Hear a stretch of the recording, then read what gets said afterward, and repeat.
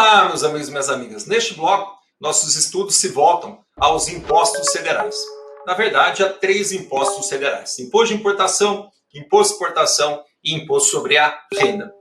Você sabe, seu objetivo é a magistratura estadual. Como regra, a importância se volta aos impostos estaduais e municipais, que ordinariamente farão parte da sua judicatura, da sua magistratura, estarão ali nos processos judiciais para vocês julgarem. De toda forma, a necessidade, porque também essa matéria de impostos federais, ela é contemplada pelos editais como regra da magistratura estadual. Então, de uma maneira mais breve, naquilo que interessa mais à área federal e de uma maneira mais particular naquilo que eventualmente servirá para nós na esfera estadual.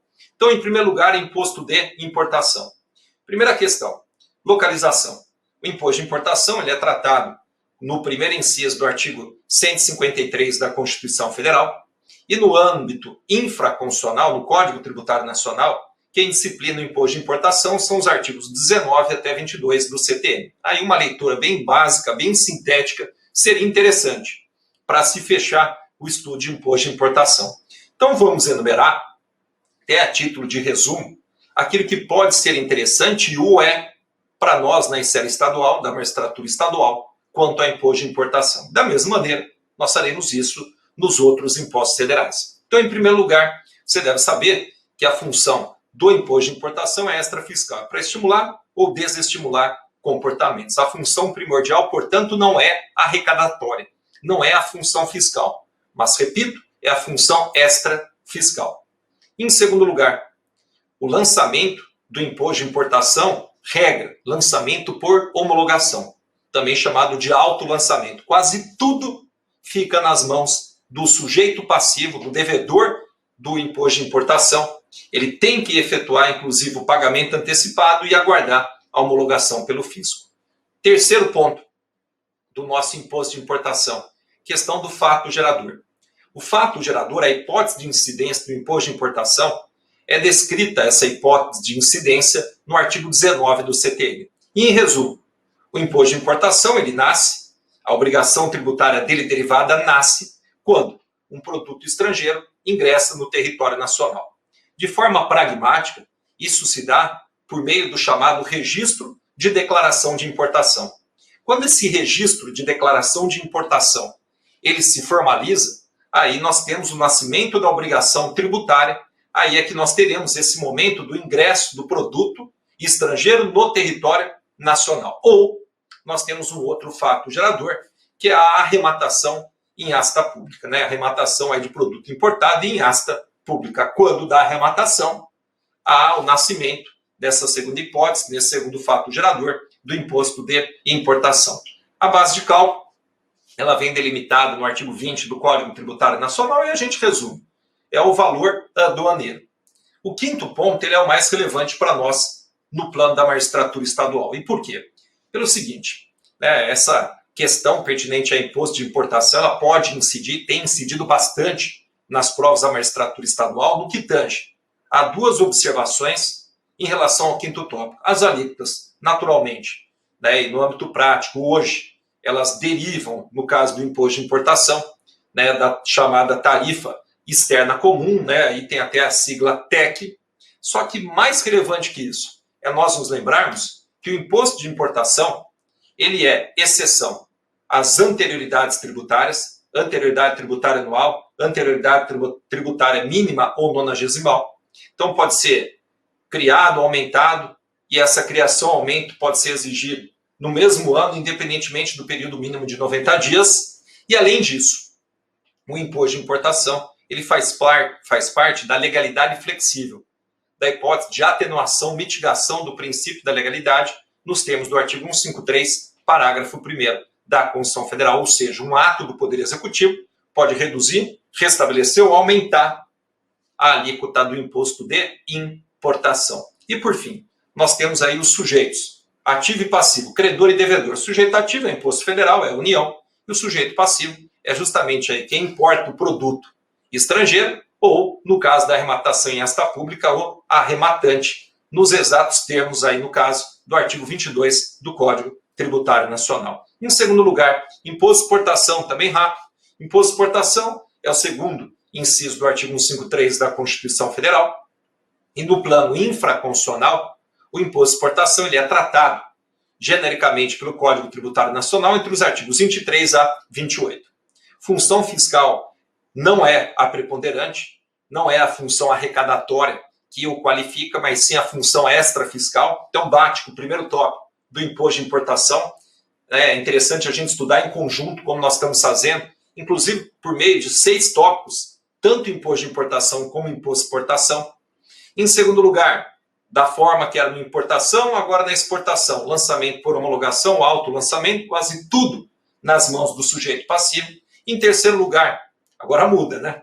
Se na importação era o ingresso, no imposto de exportação, o fato gerador é a saída do produto nacional nacionalizado do território nacional, consoante a regra do artigo 23 do Código Tributário Nacional. Isso, na prática, se dá por intermédio do chamado registro de exportação perante aí o Siscomex, que é o Sistema Integrado da Câmara de Comércio Exterior. Então, esse registro de exportação, ele nos aponta o elemento temporal do nascimento desta obrigação tributária relativa ao imposto de exportação. Então, não importa a data do pagamento, a data de formalização de um contrato envolvendo uma relação exterior, mas sim o momento em que há esse registro de exportação. A partir dele, a partir do registro, nasce a obrigação tributária pertinente a imposto de exportação. Quanto às alíquotas? As alíquotas elas são fixadas por resoluções da CAMEX, que é a Câmara do Comércio Exterior. E em relação a esse quinto tópico, eu chamo novamente a sua atenção. Da mesma maneira que eu tinha feito no imposto de importação. Nós estamos aqui diante de um imposto que não se sujeita a nenhuma das anterioridades tributárias. Imposto de exportação é exceção à anterioridade tributária de exercício financeiro, 153b da Constituição, e é identicamente exceção à anterioridade mínima ou nonagesimal do artigo 153c da Constituição. E do mesmo modo que o imposto de importação, o imposto de exportação se subordina à legalidade flexível ou atenuação, mitigação do princípio da legalidade tributária. Por qual motivo? Porque por ato do Poder Executivo, há a possibilidade, respeitados os limites mínimo e máximo na lei, dentro desse intervalo, a alteração da alíquota do imposto de exportação. E por último, sujeitos ativo e passivo, credor e devedor. Sujeito ativo é a União, nós estamos aí diante de um imposto federal, e o sujeito passivo devedor é o exportador, ou quem a lei a ele o equipare. O artigo 27 do CTN trata justamente disso que nós acabamos de reproduzir. Em terceiro lugar, então, nosso terceiro e último imposto federal a ser abordado neste tópico, neste bloco, imposto sobre a renda. Esse é relevante. Esse é extremamente importante para nós mesmo no âmbito da magistratura estadual. E eu vou te justificar pelo seguinte. Quando a gente estuda repartição de receitas tributárias, nós devemos nos lembrar que tanto o artigo 157, inciso 1º, como o artigo 158, inciso 1º, ambos da Constituição Federal, dizem que o imposto de renda retido na fonte pelos estados, Distrito Federal e municípios, autarquias e suas fundações, ficam com eles próprios. Como esse imposto de renda retido na fonte fica com os estados, fica com os municípios, com o DF, na hipótese de eventual ação de repetição do indébito quanto ao IRRF, vocês, juízes e juízes estaduais, é que julgarão se o servidor for estadual, se o servidor ele for do Distrito Federal ou se for um servidor municipal. Então tem que conhecer alguns aspectos pertinentes a imposto de renda, inclusive para a sua atividade prática. O imposto de renda ele se localiza no artigo 153, inciso 3º da Constituição Federal, e no Código Tributário Nacional, quem dele se ocupa são 2 artigos. Então nós temos ali, né, o artigo 43, o artigo 44 e o artigo 45. E qual é o fato gerador? É a obtenção, é a auferição de renda ou proventos de qualquer natureza. O Código fala a auferição de renda ou aí, né, a disponibilidade econômica ou jurídica de renda e proventos de qualquer natureza. Por renda, lembremos, a renda ela pode derivar do produto do capital, como, por exemplo, ali o valor que eu obtenho a título de aluguel, ou do trabalho, o meu salário, ou da combinação de ambos, aqui no caso, tanto do capital como do trabalho, caso do prolabore, de um sócio de uma empresa.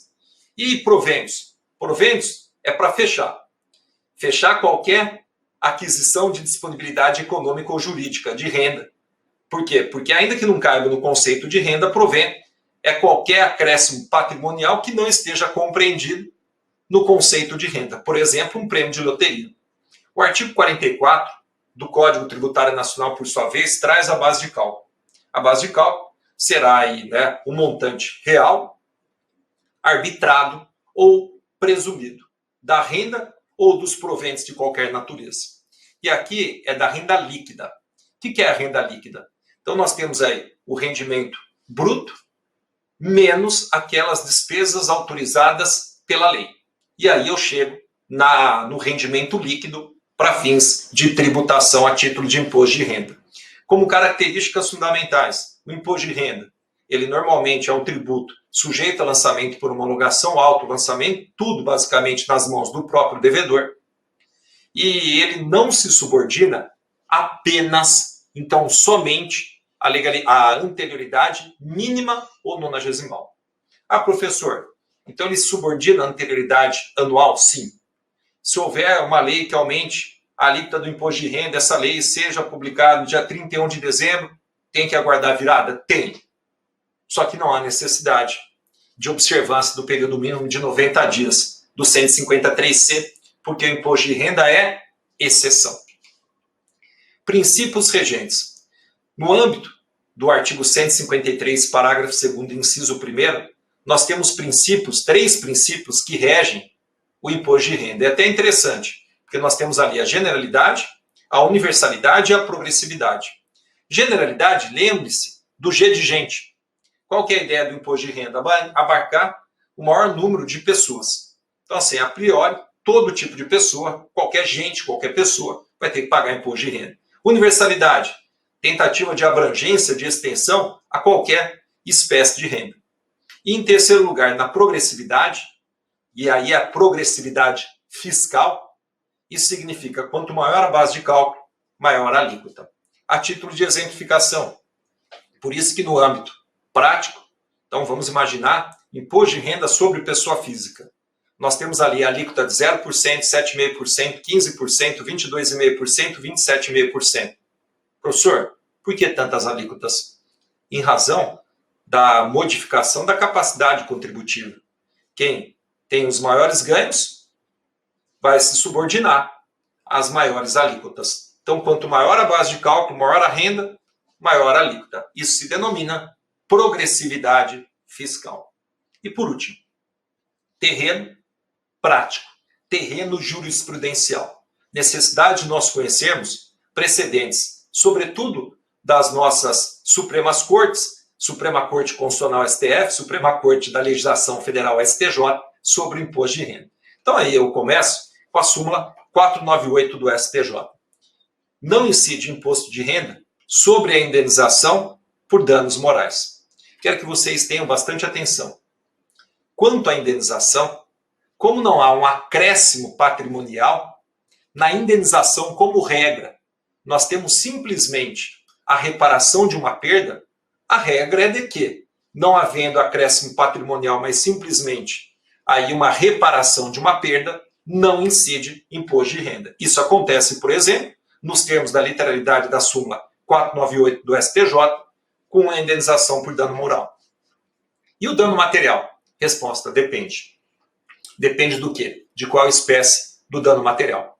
Se nós estivermos falando dos danos emergentes, então aquilo que eu realmente perdi, eu tinha e perdi, então no caso dos danos emergentes, eu tenho igualmente uma mera reparação da perda, eu já tinha na minha esfera patrimonial, não há acréscimo. Nos danos emergentes, não há, na indenização por danos emergentes, não há incidência do imposto de renda. Todavia, no dano material por lucros cessantes, então ali é aquilo que eu deixei de ter, aquilo que eu deixei de lucrar. Então eu não tinha, mas havia a perspectiva de razoável de que eu teria aquele acréscimo patrimonial.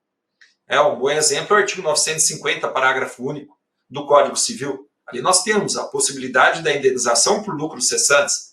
E esses valores a serem percebidos a título de lucros cessantes, será que eles se subordinarão ao imposto de renda? Resposta sim. Por quê? Porque esses valores não estavam na minha esfera patrimonial.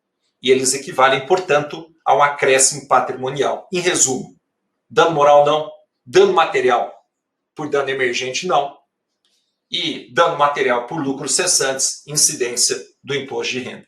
Cuidado com outras súmulas que eu também deixei compartilhadas com vocês, a título de incidência ou não do imposto de renda. Tem aí, enfim, um julgado recente do Supremo Tribunal Federal, no qual se tentou aí a extensão da isenção de imposto de renda para pessoas com doenças graves, só que essa isenção é para pessoa em inatividade. Então, para pessoa, por exemplo, aposentada, e a isenção do imposto de renda. Mas se tentou a extensão dessa mesma isenção para as pessoas em atividade.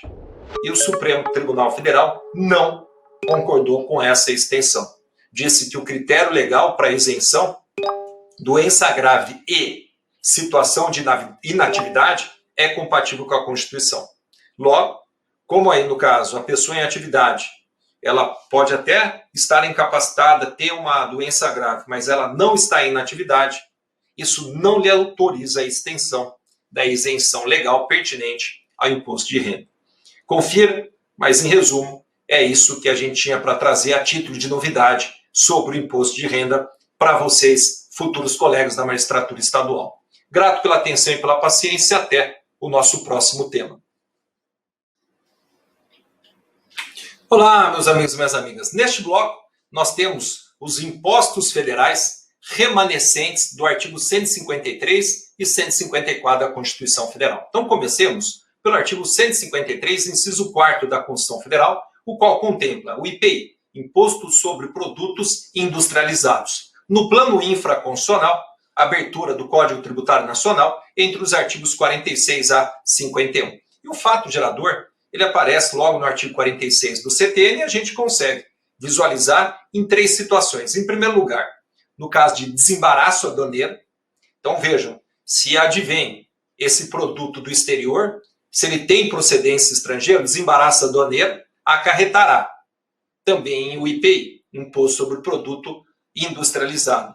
Em segundo lugar, outro fato gerador, saída do produto dos estabelecimentos referidos no artigo 51 do Código Tributário Nacional, onde a gente encontra quem são os devedores, os sujeitos passivos deste imposto federal. E, em terceiro lugar, a arrematação.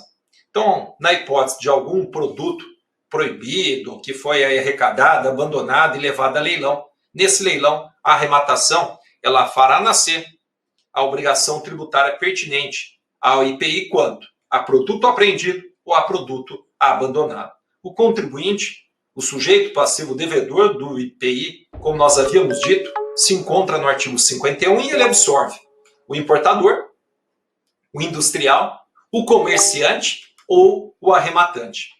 Quanto às suas características básicas, o IPI, não se sujeita apenas à anterioridade anual, então ele pode ter uma alíquota majorada, aumentada, e no mesmo ano esse aumento ser exigido, só que ele se subordina à anterioridade nonagesimal. Tem que se aguardar o período mínimo de 90 dias. Cuidado, porque a regra é diferente para o IR. Então, o IPI é exceção à anterioridade anual, mas não é em relação à anterioridade nonagesimal, e com o IR é o contrário. O imposto de renda, ele não é exceção à anterioridade anual, mas o IR, ele é exceção à anterioridade nonagesimal. E uma outra observação, o IPI também se sujeita à flexibilidade quanto à lei tributária, quanto ao princípio da legalidade tributária. Nós temos uma atenuação no artigo 153, parágrafo 1º da Constituição Federal. Por quê? Porque ato do Poder Executivo pode reduzir, restabelecer, aumentar a alíquota do IPI. Seu lançamento é por homologação ou autolançamento, tudo basicamente nas mãos do sujeito passivo, do devedor. Nós temos princípios que regem o IPI, leitura imprescindível do artigo 153, parágrafo 3º. O seu inciso 1º fala da seletividade, em que se leva em consideração a essencialidade ou não do produto. E a seletividade aqui é obrigatória, diferentemente do ICMS, em que é facultativa. No segundo inciso do parágrafo 3º do artigo 153, nós temos a referência ao princípio da não cumulatividade. O que é isso? Em cada etapa da cadeia de consumo em que se exige o IPI, na etapa anterior, o valor pago serve de crédito para esta nova fase, para este novo pagamento posterior. Então, é para evitar acumulação. Então, por isso, o princípio da não cumulatividade. Nós temos uma denominada imunidade tributária, no inciso 3º do parágrafo 3º do artigo 153. De novo, o Brasil ele estimula, incentiva exportação.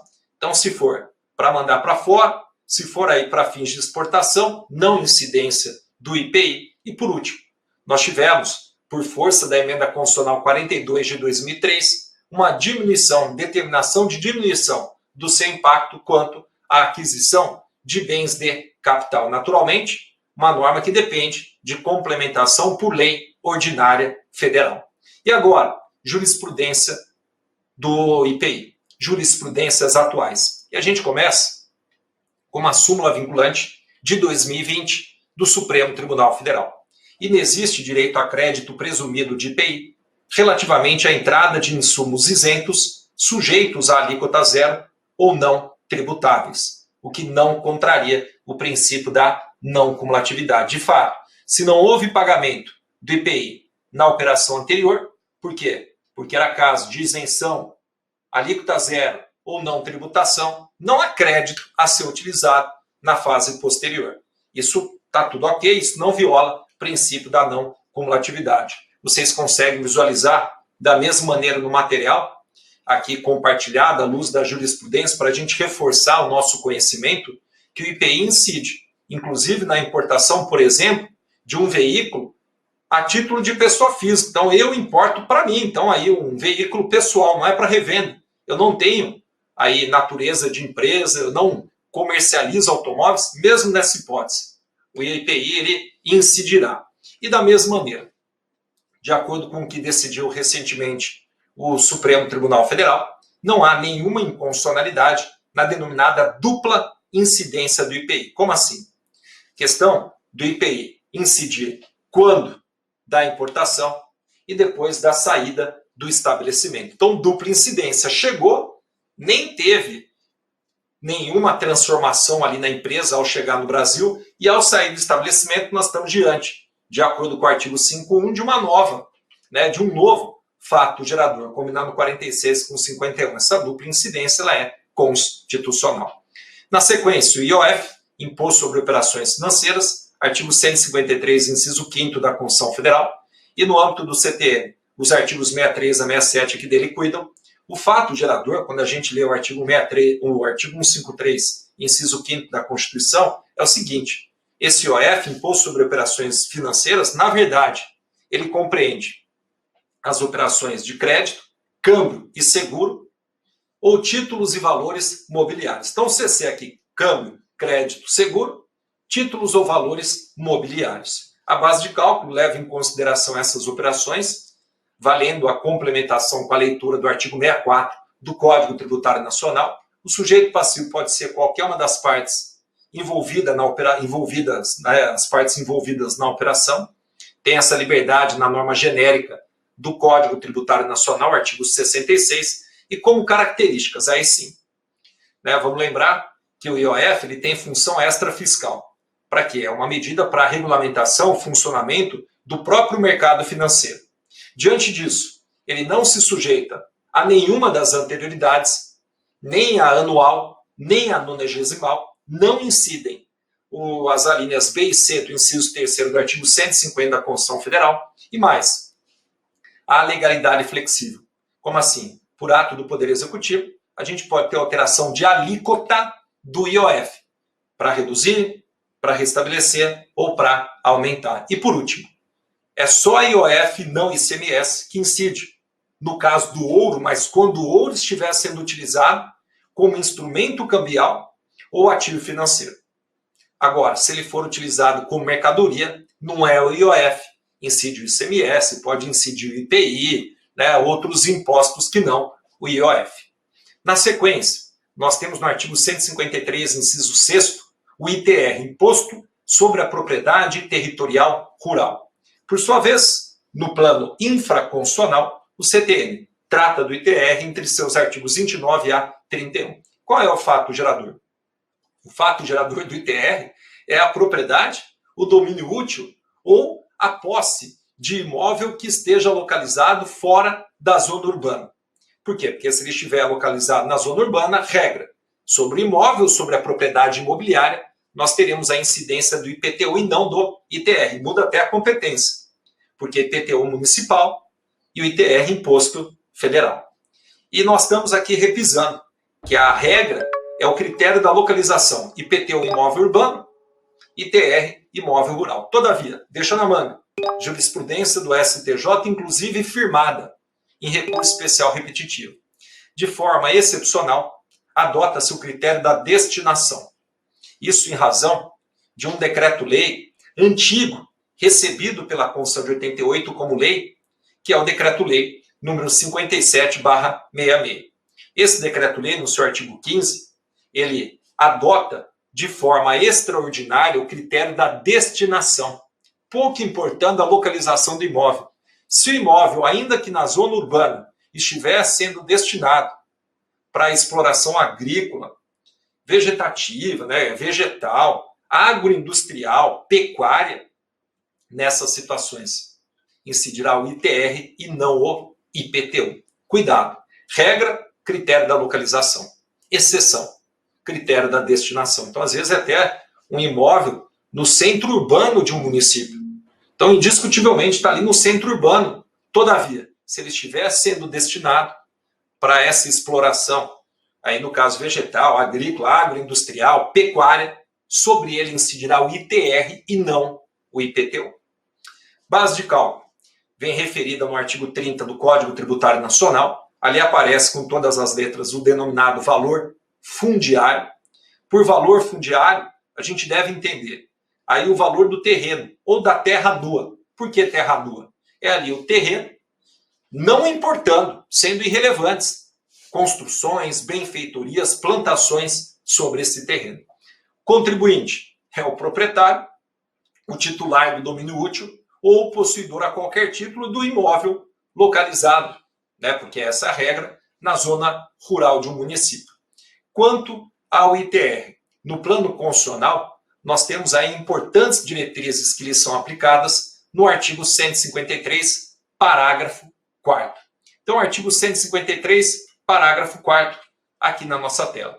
O imposto previsto no inciso 6º, e aqui nós estamos falando do ITR, então, caso do ITR, será progressivo e terá suas alíquotas fixadas de forma a desestimular a manutenção de propriedades improdutivas. Nessa primeira situação, nós temos a progressividade extrafiscal do ITR. Então, não é com cunho arrecadatório, ao contrário, é para estimular ou desestimular comportamentos, a função extrafiscal. E aqui a função extrafiscal do ITR é para desestimular o comportamento de manutenção de propriedades rurais improdutivas. Em segundo lugar, não incidirá sobre pequenas levas rurais definidas em lei quando as explore o proprietário que não possua outro imóvel. Essa não incidência, como está na Constituição Federal, é uma imunidade tributária. E, enfim, o inciso 3º, ele trata de casos de parafiscalidade. Por quê?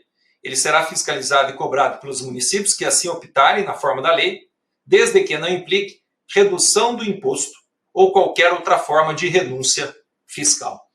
E até o município que fizer isso, chamar para si essa responsabilidade, então a gente tem aí um convênio com a União, União, deixa para mim, eu, município, farei isso sobre os imóveis rurais no meu território. O município ele fica com 100% do produto arrecadado. E por último, lembremos que o ITR ele é um tributo sujeito a lançamento por homologação.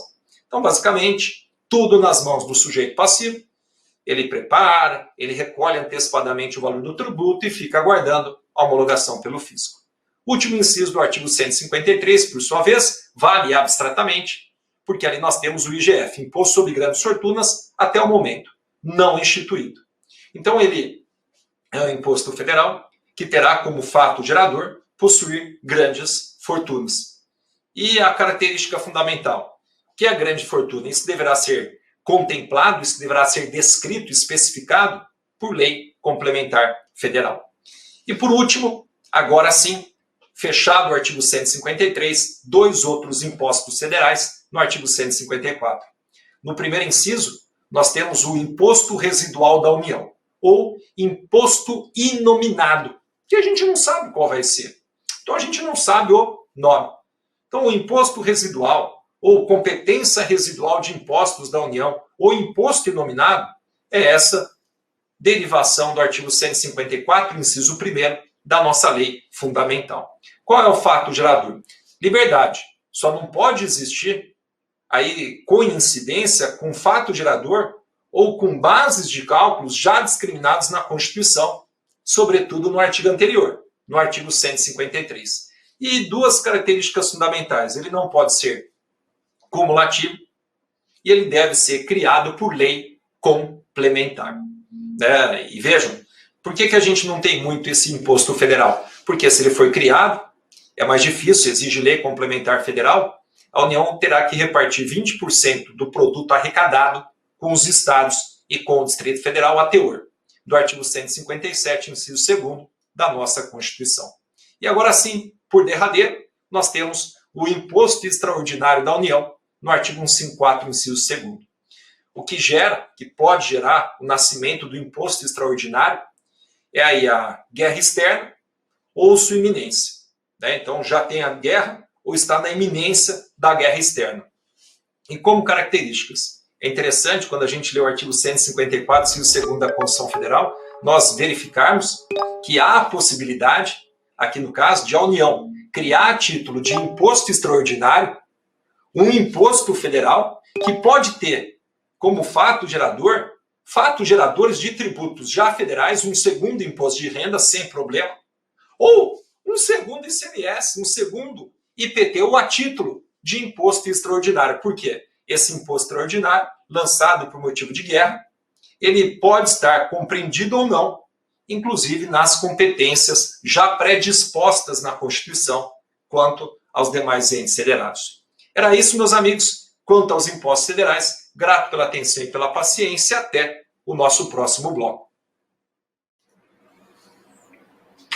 Olá, meus amigos e minhas amigas. Neste bloco, nossas considerações absorvem os impostos federais. Na verdade, aquele modo de didática diferente, uma metodologia, digamos assim, mais ativa, uma outra forma de aprendizagem, por intermédio de questões incidentes em certames anteriores. E a gente principia com uma questão que foi aplicada na prova do ano 2015 pela Fundação Carlos Chagas, prova para juiz substituto do TJ do Alagoas. De acordo com a Constituição Federal, as operações com ouro sujeitam-se à incidência e, pela primeira visão, a gente tem ICMS, IPI, IOF, IR, ICMS, IOF.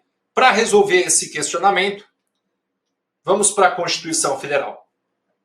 Parágrafo 5º do artigo 153. O ouro, quando definido em lei como ativo financeiro ou instrumento cambial, sujeita-se exclusivamente à incidência do imposto de que trata o inciso 5º, vale dizer, o IOF. Devido na operação de origem, a alíquota mínima será de 1%, assegurada a transferência do montante da arrecadação nos seguintes termos. 30% para o Estado, o Distrito Federal ou território, conforme a origem, 70% para o município de origem. Então é o seguinte, ouro, está aqui, o objeto ouro, só haverá a incidência do IOF, notem o advérbio, exclusivamente o IOF, esse imposto federal. Quando? Quando, por lei, ele for tratado como ativo financeiro ou instrumento cambial. Se for ouro, por lei, de acordo com ativo financeiro ou instrumento cambial, incidência única, exclusiva do imposto federal, que é o IOF, Imposto sobre Operações Financeiras, ou, quando a gente abre a Constituição, lá está escrito Imposto sobre as operações de crédito, câmbio seguro, títulos ou valores mobiliários. Só o IOF. Em contrapartida, professor, se for o ouro como objeto, não constante em lei, na condição de ativo financeiro ou instrumento cambial. Deixei logo abaixo a lembrança do artigo 155, parágrafo 2º da Constituição Federal. Por meio desse dispositivo, nós temos que o imposto previsto no inciso 2º, e aqui nós estamos falando do inciso 2º do artigo 155, logo, o ICMS, ele atenderá ao seguinte: ele não incidirá. Então, uma hipótese até de imunidade, não incidência constitucionalmente qualificada. O ICMS não incidirá sobre o ouro nas hipóteses do artigo 153, parágrafo 5º da Constituição. Cuidado, que aqui o Constituinte não está dizendo sobre o ouro jamais, nunca incidirá este imposto estadual, também de competência do Distrito Federal, que é o ICMS. Não, não foi isso que consta, né? Não foi isso que nós lemos na Constituição Federal. Na nossa lei maior, há isto sim, essa norma que reproduz a impossibilidade de incidência do ouro, quando o ouro, nos termos do artigo 153, parágrafo 5º, por lei, ele estiver sendo utilizado como ativo financeiro ou instrumento cambial. Então, ativo financeiro, instrumento cambial, nós estaremos diante do IOF.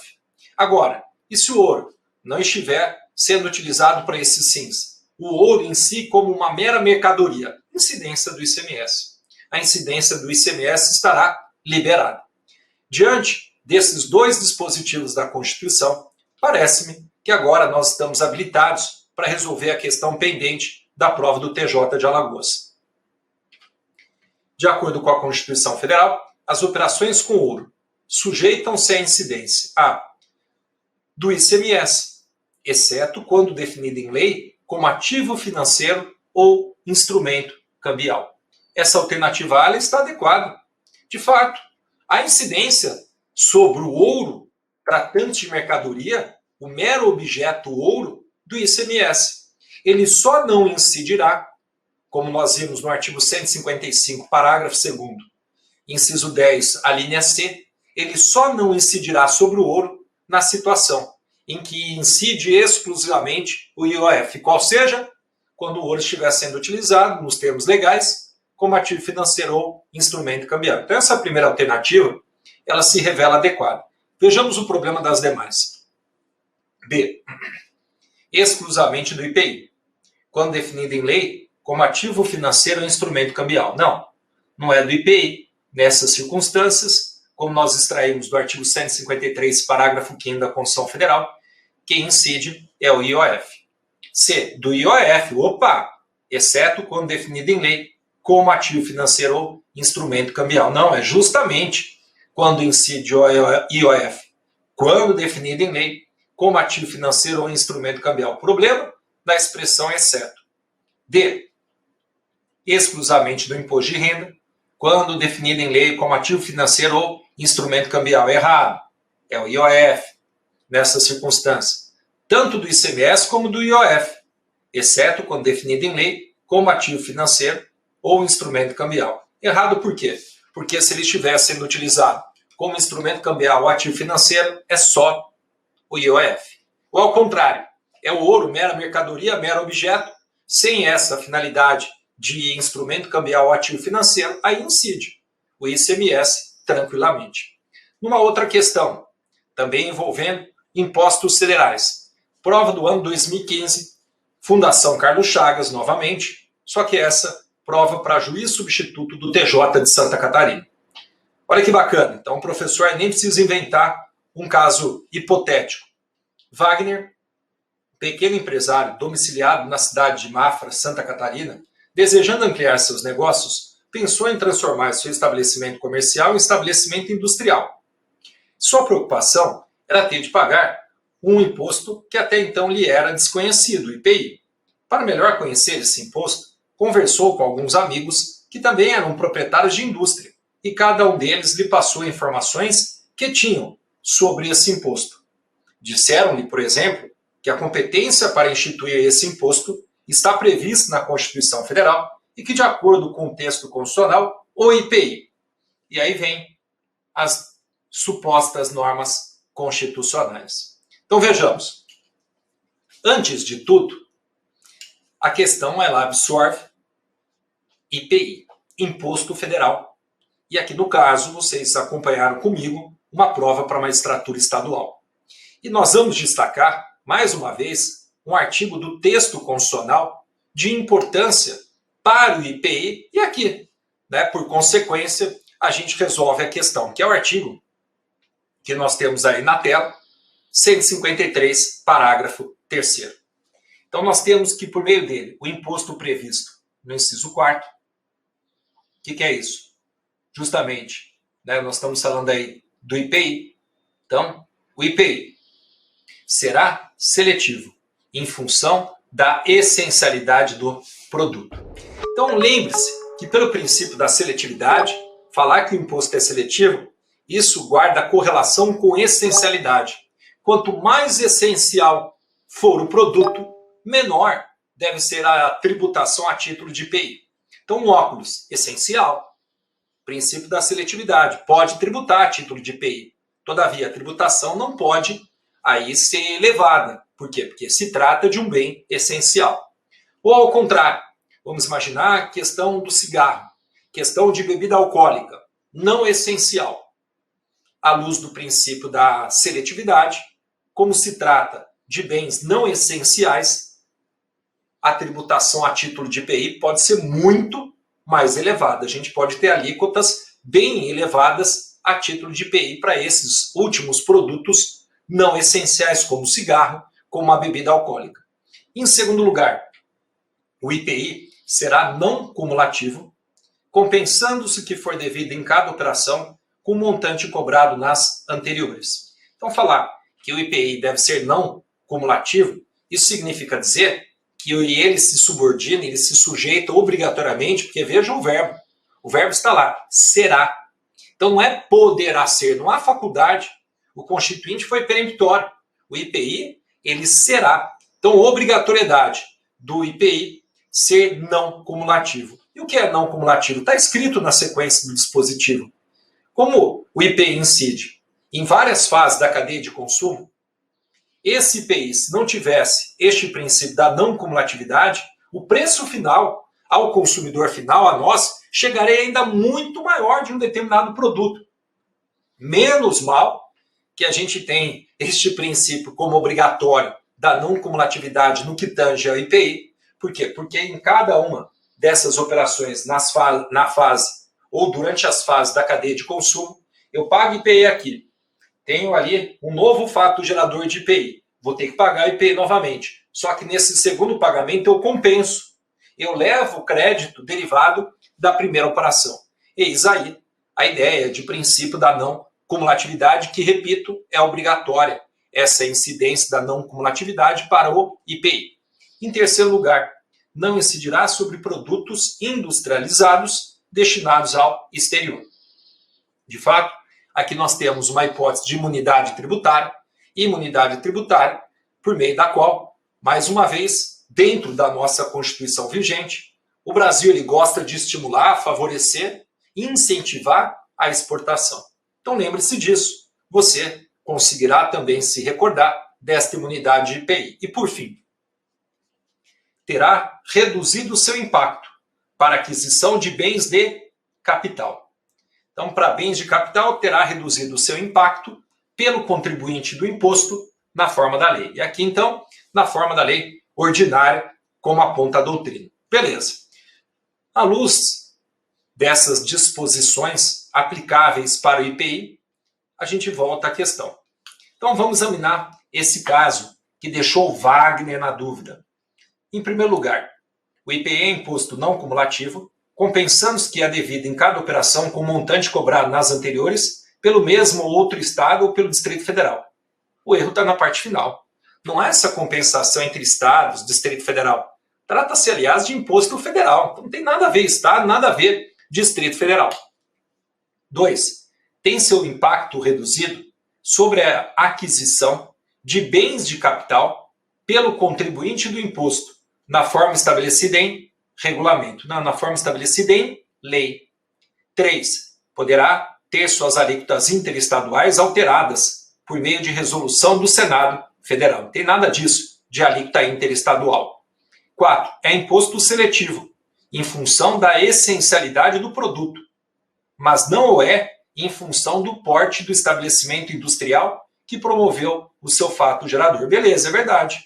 Seletividade em função da essencialidade do produto tem nada a ver, não consta na Constituição Federal, eventual seletividade com tal porte do estabelecimento industrial. Logo, a única alternativa correta é a alternativa 4. Letra A.